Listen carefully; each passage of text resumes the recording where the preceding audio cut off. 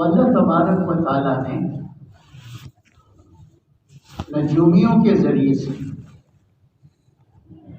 اس پر یہ بات کھولی کہ تمہاری سلطنت میں ایک بچہ فلاں رات میں باپ کی کمر سے وہ نطفہ ماں کی رحم میں پہنچے گا اور اس بچے کے ذریعے سے تمہاری حکومت ختم ہو جائے گی، تمہاری ربوبیت پاش پاش ہو جائے گی۔ نجومیوں نے حساب کر کے ان کو بتا دیا۔ تو عقل کے اندھے نے کیا کیا کہ جو رات بتائی گئی تھی کہ اس رات میں وہ نطفہ مرد کی کمر سے عورت کے رحم میں پہنچے گا، اس رات میں اس نے یہ انتظام کیا کہ ساری عورتوں کو ایک جگہ جمع کروا دیا اور سارے مردوں کو ایک طرف جمع کرا دیا کہ اس رات میں کوئی مرد اپنی عورت کے پاس جا نہ سکے، ان کا ملاپ نہ ہو جائے، تاکہ وہ نطفہ وہاں سے وہاں پہنچ نہ جائے۔ ایک تدبیر عقل کے اندھے نے یہ کی اور ایک تدبیر اللہ کی کرے۔ کس کی کرے؟ اللہ جس چیز کا ارادہ فرما لیتے ہیں اس کو کوئی طاقت روک نہیں سکتی۔ اللہ کے ارادے کا نام وجود ہے، وجود۔ انما اذا اراد شیئا ان یقول له کن فیکون۔ اللہ کی تدبیر کو، اللہ کے ارادے کو کوئی روک نہیں سکتا۔ عورتوں پر ابراہیم علیہ السلام کی والدہ، اس کو نگران مقرر کر دیا، کیونکہ وہ وزیر اعظم جو ابراہیم علیہ السلام کے والد تھے، وزیر اعظم کو انہوں نے مردوں پہ نگران مقرر کر دیا اور خود تخت لے کر درمیان میں بیٹھ گیا اور بڑی ہوشیاری سے، بڑی اس سے کہ کوئی ادھر نہ جائے کوئی ادھر نہ جائے۔ تو اللہ تبارک و تعالیٰ نے جو ارادہ فرما لیا تھا اس کو نمرودی طاقت روک نہیں سکتی تھی۔ تو اللہ نے اپنی مخلوق نیند کو نمرود کی طرف بھیجا کہ جاؤ اس کی خبر لو۔ کس کی خبر لو؟ کس کو بھیجا؟ نیند کس کی مخلوق ہے؟ نیند اللہ کی مخلوق ہے، اللہ کے حکم پر، اللہ کے حکم کو پورا کرتی ہے۔ تو نیند آئی اور نمرود پر مسلط ہو گئی۔ وہ یوں کرے جمائیاں لینے لگا، انگڑائیاں لینے لگا کہ کسی طرح یہ نیند بھاگ جائے، میں جاگتا رہوں، لیکن نیند نے اللہ کے حکم سے اس کو ایسے پکڑا کہ اس کو لٹا دیا۔ تو وزیر اعظم جو ان کا تھا اس کو بلایا کہ میں تو ابھی سو رہا ہوں، مجھے بہت نیند آ رہی ہے، لیکن تم ذرا چوکنا رہنا۔ کیا رہنا؟ چوکنا رہنا۔ مگر فکر نہ کرو، تم سو جاؤ۔ ادھر اللہ تبارک و تعالیٰ نے وزیر اعظم کی بیوی کے دل میں بات ڈالی کہ ایک مسئلہ ہے، جا کر نمرود سے پوچھ لینا چاہیے، کوئی مسئلہ وہاں پیدا ہوا ہوگا۔ تو وہ کوئی بات پوچھنے کے لیے آئی جہاں نمرود کا تخت رکھا تھا، اور وہیں وزیر اعظم خاوند صاحب بھی موجود تھے۔ تو خاوند سے کہا کہ یہ تو سو رہا ہے، کوئی بات پوچھنی ہے۔ انہوں نے کہا کیا بات پوچھنی ہے؟ میاں بیوی کی نگاہ ملی، جو کام گھر میں ہونا تھا وہ نمرود کے سرانے پر اللہ نے کروا دیا۔ جو کام گھر میں ہونا تھا وہ کہاں کروا دیا؟ نمرود کے سرانے اور نمرود خراٹے لے رہا ہے. تو اللہ جو چاہتا ہے وہ ہوتا ہے. صبح ہوئی، نجومیوں کو بلایا، انہوں نے حساب کتاب لگا کر کہا کہ جو کام ہونا تھا وہ ہو گیا. وہ رحم میں پہنچ گیا نطفہ. اس نے آرڈر کر دیا کہ اس سال میں جو بچے پیدا ہوں ان کو قتل کر دیا جائے. تو ابراہیم علیہ السلام کی پیدائش قریب ہوئی تو دل میں خوف ہوا ماں کے کہ بچہ پیدا ہوگا. گھروں میں جاسوس پھر رہے ہیں کہ اس سال میں جو بچہ پیدا ہوگا اس کو قتل کرنا ہے. تو جب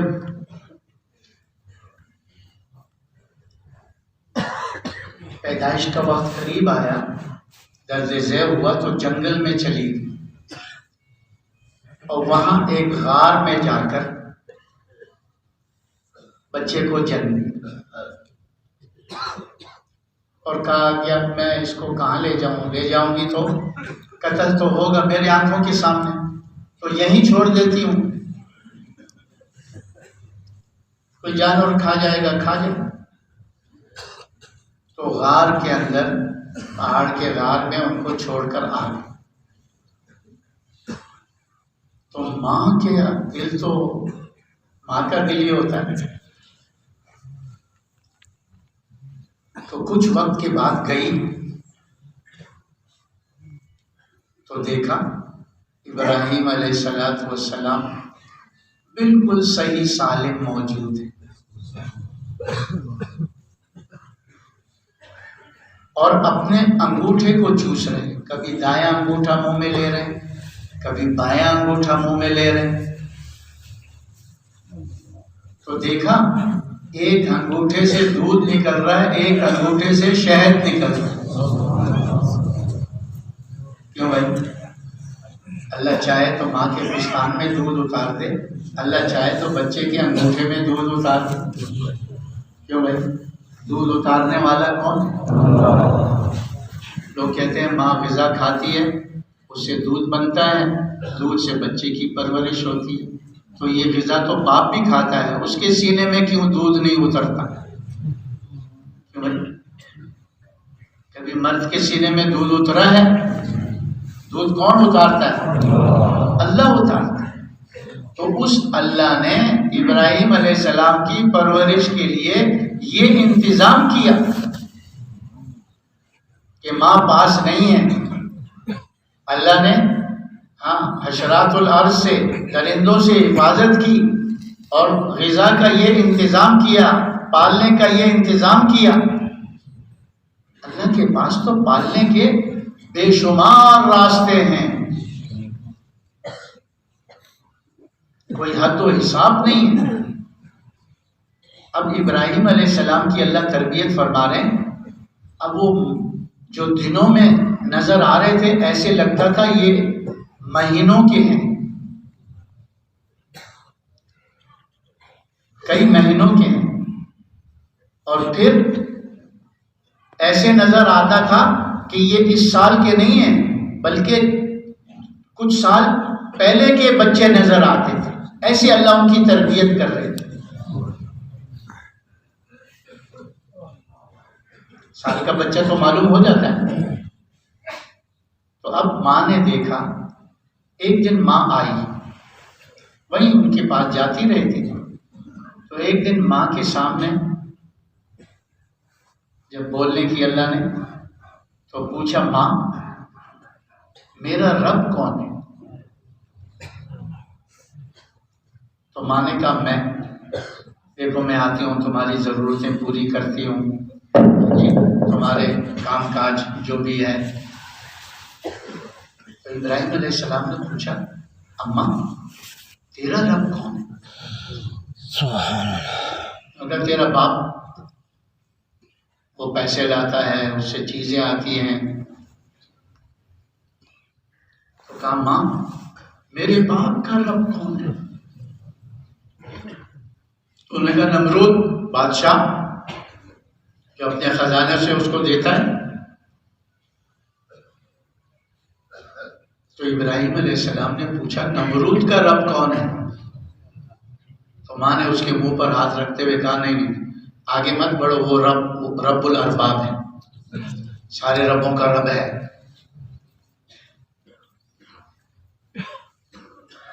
پہلا بول اللہ نے ابراہیم علیہ السلام کی زبان سے یہ کہا، رب، میرا رب،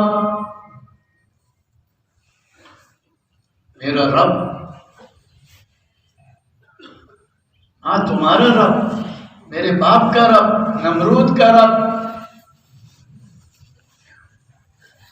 تو اب ایسے معلوم ہوتے تھے کہ اس سال کے نہیں ہیں، ان کو گھر لے کر آ گئے۔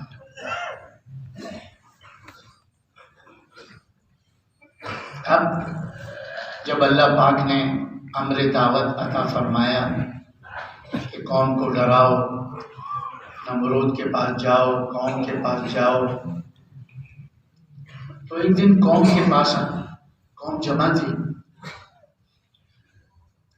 تو ان کے نظریات کو توڑنے کے لیے، ان کے غلط یقین کی نفی کرنے کے لیے، تو ایک ستارہ دیکھا چمک رہا ہے، تو کہنے لگے کہ تمہارے خیال میں یہ میرا رب ہو سکتا ہے، بڑا چمکدار ہے۔ جب چاند نکلا، ستارے کی روشنی مان پڑ گئی، تو قوم کو کہا تم یہ سمجھتے ہو یہ میرا رب ہے، دیکھو کتنا روشن ہے۔ جب وہ ڈوب گیا، سورج نکل آیا، تو کہنے لگے یہ تو بہت روشنی دے رہا ہے، یہ میرا رب ہو سکتا ہے تمہارے خیال میں؟ تمہارے خیال میں یہ میرا رب ہو سکتا ہے؟ اور جب سورج بھی ڈھل گیا تو کیا فرمایا کہ جو غروب ہونے والا ہے، ختم ہونے والا ہے، ڈوبنے والا ہے، وہ کیسے رب ہو سکتا ہے؟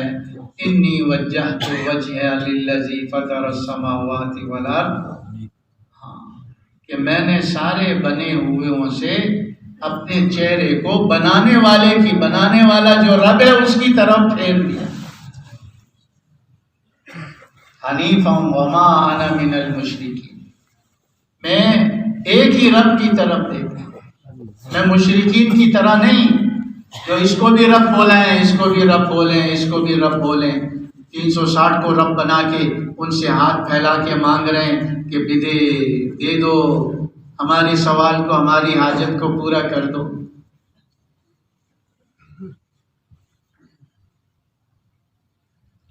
تو اللہ پاک نے انسان کو اسی لیے دنیا میں پیدا کیا ہے کہ دنیا میں ان چیزوں میں رہتے ہوئے اپنے رب کو پہچانے اور اپنے رب کی مانے۔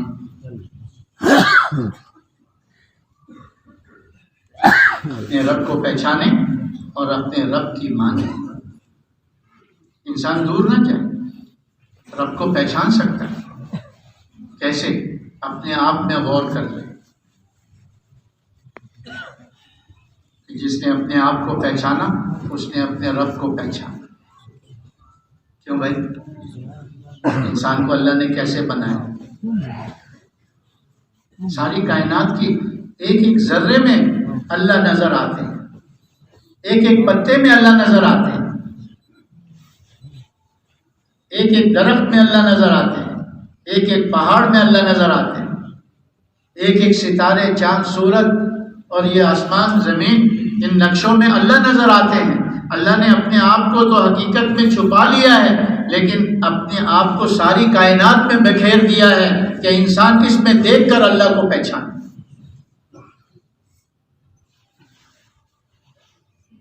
اللہ کو پہچانے۔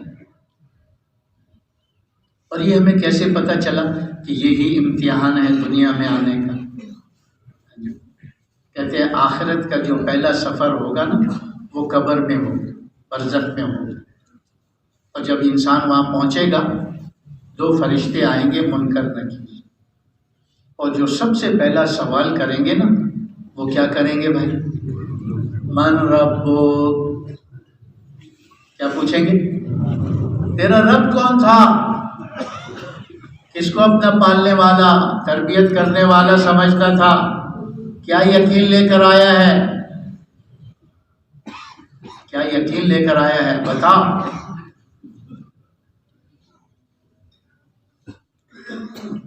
جس نے اس مختصر زندگی میں اپنے رب کو پہچان لیا ہوگا کہ پالنے والا اللہ ہے، دکان نہیں، کارخانہ نہیں، زمینیں نہیں، کھیتی باڑیاں نہیں، یہ نقشے نہیں، پالنے والا ایک اکیلا اللہ ہے، اس کی زبان سے نکلے گا ربی اللہ۔ کیا کہے گا وہ؟ میرا رب کون ہے؟ اللہ ہے۔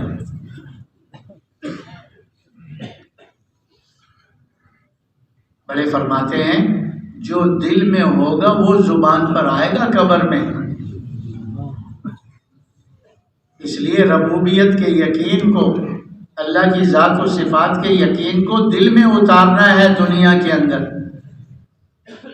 یہ صرف زبان پر نہ رہے، یہ دل کے اندر اتر جائے۔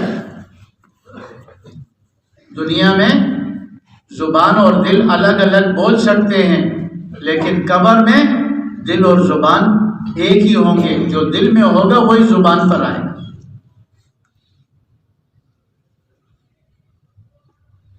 مثال دے کے سمجھاتے ہیں، سردی رات ہے، گرم کمرے میں ہیں،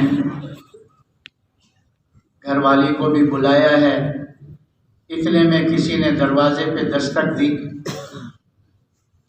تو بڑی ناگواری ہوئی کہ کون ہے جو اس وقت آ گیا ہے، یہ اس کے آنے کا وقت ہے۔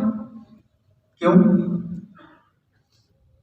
ناگواری؟ گرم کمرے سے نکلنا سردی میں، پھر گھر والوں کو بھی بلایا ہوا اور رات آدھی ہو رہی ہے،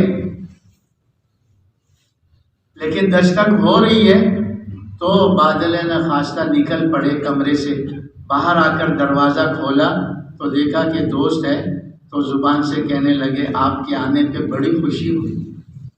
کیوں بھائی خوشی ہوئی تھی اس کو؟ دل میں اس کے کیا ہے کہ یہ آنے کا وقت ہے، اور زبان کیا بول رہی ہے؟ آپ کے آنے پہ بڑی خوشی ہوئی۔ یہ معاملہ قبر میں نہیں چلے گا۔ قبر میں جو دل کے اندر ہوگا وہی زبان پر آئے گا۔ اس لیے اللہ نے یہ ایک موقع دیا ہے ہر انسان کو کہ عالم ارواح کے سوال کو یاد رکھو اور اس کی تیاری کرو۔ یہاں پر قبر میں جاتے ہی تم سے اس کے بارے میں پوچھا جائے۔ دوسرا سوال ہوگا وما دین، تیرا دین کیا تھا؟ دین پر جو چلے گا وہ اپنے رب کو رب مان کر اس کے دین پر چلے گا۔ جو رب کو رب ہی نہیں سمجھے گا تو اس کے دین پر کیا چلے گا؟ کیونکہ یہ تو امتحان ہے انسان کا۔ اللہ کے احکامات جہاں اللہ پاک دنیا اور آخرت میں انعامات کا ذریعہ بنائیں، اسی طرح دنیا میں ان اعمال کے ذریعے سے اللہ امتحان بھی کر رہے ہیں۔ کیا کہہ رہے ہیں؟ حی علی الفلاح، حی علی الصلاح، حی علی الفلاح۔ اب سارا بازار کھلا ہوا ہے اور لوگ دکانوں میں بیٹھے ہوئے ہیں۔ اب جو رب کو رب مانتا ہے وہ اٹھے گا وہاں سے، وہ آئے گا اللہ کے گھر مسجد میں، وہ وضو کر کے پاکی حاصل کر کے اللہ کے سامنے ہاتھ باندھ کر کھڑا ہوگا، پھر جھکے گا، پھر اپنی پیشانی کو اس کے سامنے زمین پہ رگڑے گا، کیونکہ وہ بتا رہا ہے کہ اللہ اکبر، وہ رب جو سب سے بڑا ہے، وہ سب سے بڑا ہے۔ دکان چھوٹی ہے، کارخانہ چھوٹا ہے، دفتر چھوٹا ہے، یہ دنیا کے نقشے چھوٹے ہیں، ان سے وہ نہیں ہوتا جو یہ چاہتے ہیں، ان سے وہ ہوتا ہے جو اللہ اکبر، اشہد ان لا الہ الا اللہ، جو اللہ چاہتے ہیں وہ ہوتا ہے۔ اس لیے سارے کام تو اللہ بناتا ہے، تو میں دکان میں کیوں بیٹھوں؟ میں تو دکان میں اللہ کے حکم کی وجہ سے لگوں گا، دفتر میں اللہ کے حکم کی وجہ سے، کارخانے میں اللہ کے حکم کی وجہ سے، زمینوں میں اللہ کے حکم کی وجہ سے کہ اللہ نے کہا ہاتھ پیر ہلا لو، ہاتھ پیر ہلانے کے لیے آیا ہوں، پالنے والا کون ہے؟ جس کا یقین اللہ کی ذات پر نہیں ہے وہ خود دیکھ لے، اپنے آپ خود گریبان میں دیکھ لے کہ اس کو مسجد میں آنے کی توفیق نہیں ہو رہی، اللہ کے سامنے جھکنے کی توفیق نہیں ہو رہی، اللہ سے مانگنے کی توفیق نہیں ہو رہی۔ کیوں دکان بند نہیں کر رہا؟ کہ بھئی اس سے تو ہمارا روزگار چل رہا ہے، بیوی بچوں کے کام دکان سے چل رہے ہیں، دفتر سے سارا نظم سارا چل رہا ہے، اس حکومت سے ہمارا سارا کاروبار چل رہا ہے، اس سونے چاندی سے ہمارے سارے کام بن رہے ہیں، اس گیس پیٹرول سے ہمارے کام بن رہے ہیں، ان نقشوں میں لگا ہوا ہے اور نقشے بنانے والے کی طرف توجہ نہیں ہے۔ یہ سارے نقشے کس نے بنائے؟ وہ کہہ رہے ہیں یہ چھوٹے ہیں، ان سے کچھ نہیں ہوتا، سب کچھ کرنے والا میں ہوں۔